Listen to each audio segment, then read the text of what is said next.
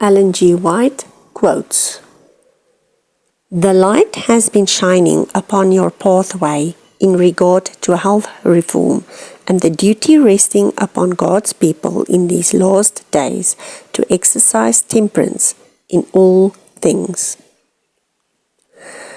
As the light of truth is received and followed out, it will work an entire reformation in the life and character of all those who are sanctified through it. Those who profess to be fitting for translation should not become butchers.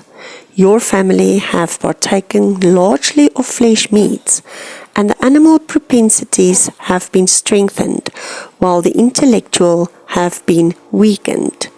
We are composed of what we eat, and if we subsist largely upon the flesh of dead animals, we shall partake of their nature."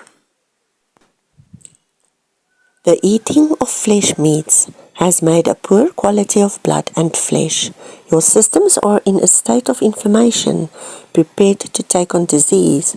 You are liable to acute attacks of disease and to sudden death, because you do not possess the strength of constitution to rally and resist disease. You have set for your children a table of unwholesome food, cooked in an unhealthful manner. You have placed flesh meats before them, and what is the result? Are they refined, intellectual, obedient, conscientious, and religiously inclined? Correct your table. A depraved, stimulating diet is strengthening the animal passions of your children. It is impossible for those who make free use of flesh meats to have an unclouded brain and an active intellect. Food should be prepared with simplicity, yet with a nicety which will invite the appetite. You should keep grease out of your food. It defiles any preparation of food you may make.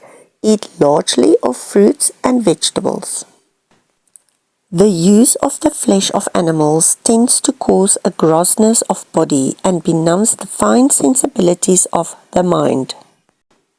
Will the people who are preparing to become holy, pure, and refined, that they may be introduced into the society of heavenly angels, continue to take the life of God's creatures and subsist on their flesh and enjoy it as a luxury?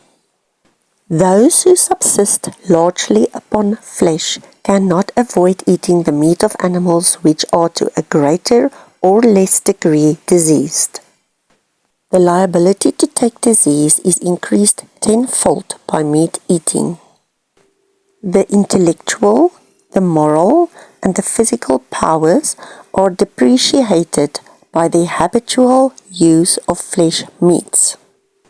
Meat eating deranges the system, beclouds the intellect, and blunts the moral sensibilities.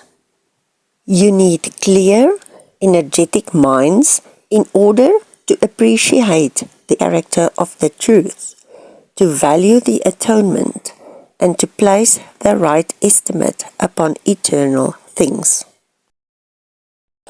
If you pursue a wrong course and indulge in wrong habits of eating, and thereby weaken the intellectual powers, you will not place that high estimate upon salvation and eternal life which will inspire you to conform your life to the life of Christ.